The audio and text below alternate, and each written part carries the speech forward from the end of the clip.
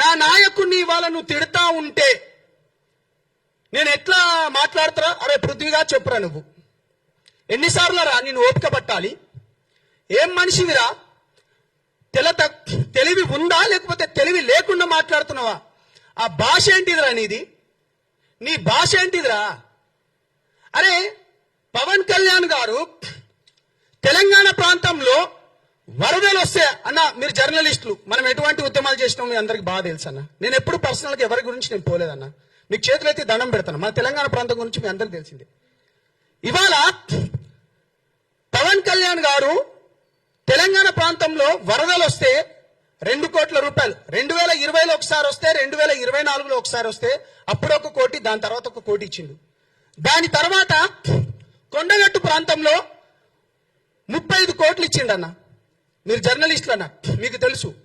Bus accident అయ్యి 35 మంది చనిపోతే అప్పుడున్న ముఖ్యమంత్రి రాలేదన్న.